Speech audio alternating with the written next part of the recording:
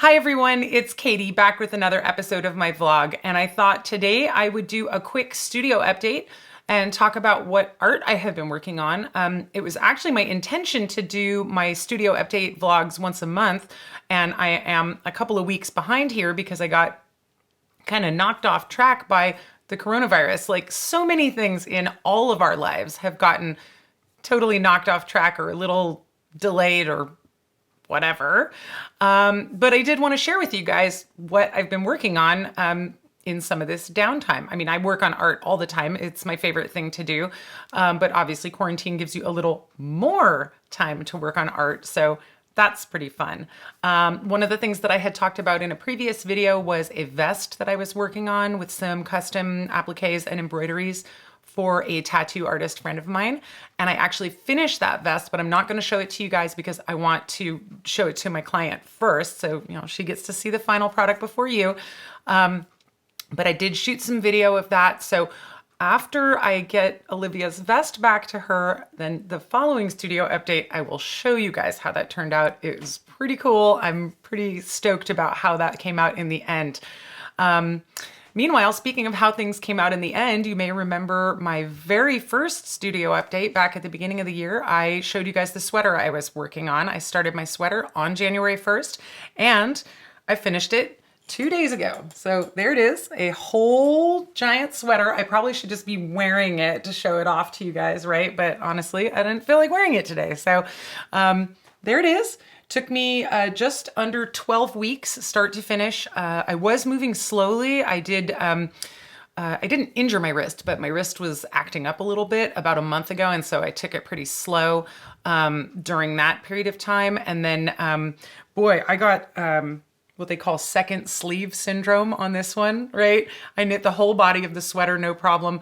Did the first sleeve super fast. And then when I had to do the second sleeve, I was just like, oh, I got to do another sleeve.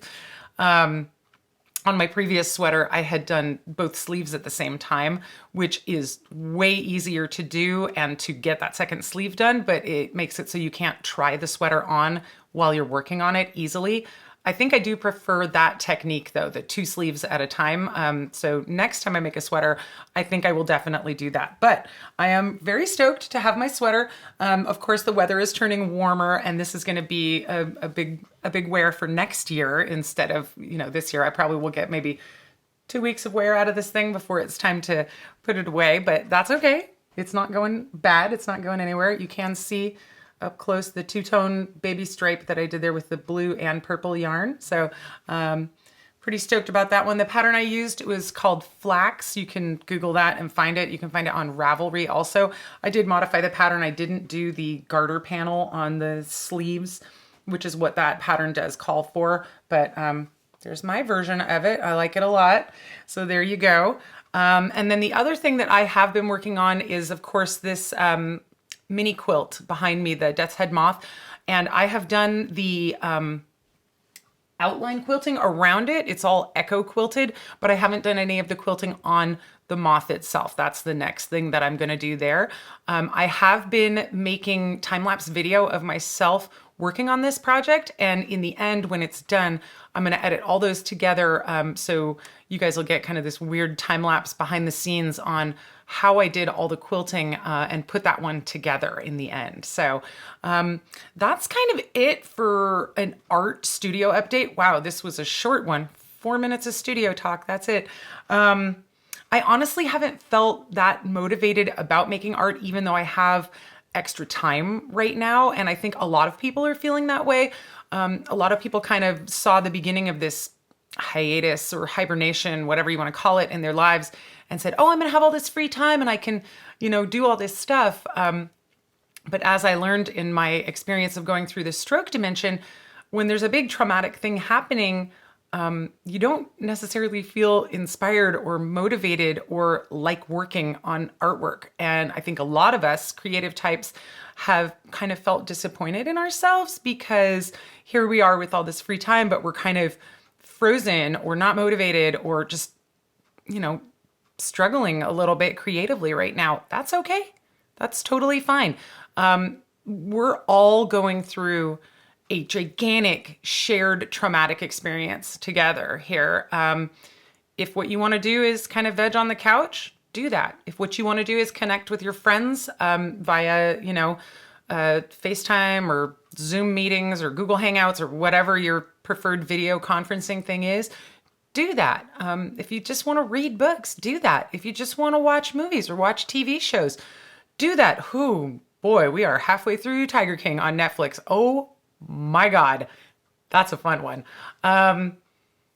Do whatever. I mean, take care of yourself, take care of your family, take care of your house, take care of, if you're working, you have to work, right?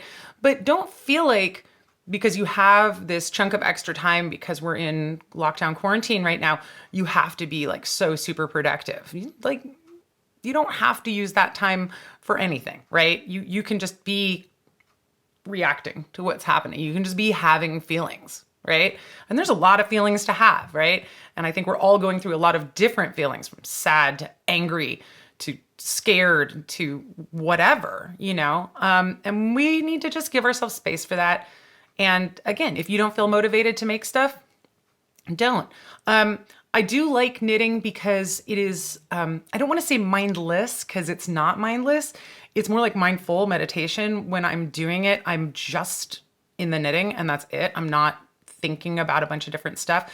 And a pattern like this sweater is obviously very simple. There's no lace or, cable patterns or a lot of shaping or anything like that. So this is a really good one to, throw on the needles and just be like, okay, I'm just going to keep knitting and knitting and knitting. And, eventually, hey, you get a sweater out of it, right? So that's a good one. I did offer in my last video to teach people how to knit if they wanted, and I actually had several people take me up on it, which is flattering. There are a lot of learn to knit tutorials out there on the internet, on YouTube. I look up stuff for techniques all the time if there's something written into a pattern that I don't know how to do that technique. But I'm going to take a stab at it. I've never actually made a how to knit tutorial video, and I think it sounds like a fun project. It's a little bit more involved, obviously, than making one of these vlogs. So I'm going to work on it over the course of the next week or so. And then hopefully I will have a basic learn to knit video for you guys to watch. So the other thing that I want to give you guys, if anyone is interested, is getting back into the shop and filling orders yesterday, I found a small stack of what we like to call dented games around here, basically factory seconds of Dungeon Degenerates Hand of Doom. If you look closely, there's like a mushed up corner there, and sometimes the back of the box is like, it's got these like dents, and it's just not a perfect box, right? It's got this dished in part in the back. So we can't sell these to our customers. And we normally send them to people as review copies, but I thought I would offer you guys, my viewing audience, if any of you want to have one of these dented games. They're complete games. The inside is totally in perfect condition. They're still shrink wrapped. It's just that the boxes got a little bit mangled in transit, so we can't sell them. I have 5 dented games that I am willing to give away to anyone who wants them. United States only, and I'm asking that you guys pay shipping because it's a little bit expensive to ship them out. It's $15. But if you're willing to pay the $15 for shipping and you want to have one of these dented games so you can check out Dungeon Degenerates, drop me an email, katie@goblinco.com. The first 5 people who request to get a dented game and pay me the shipping amount, I'll just send them out to you guys. And hopefully that'll help stave off some of the boredom and or negative feelings of being here in the coronavirus quarantine zone. Those are my 2 new words I've made up for it. So yeah, drop me an email if you want to get one of those games, and stay tuned for my hopefully upcoming knitting tutorial. And that's about it for right now. I hope you guys are staying well. I hope you aren't panicking or getting too, letting your brain squirrels kind of go too fast for you. Hope everyone's just able to kind of stay calm and be patient and remember that it sounds cheesy, but we're all going to get through this together.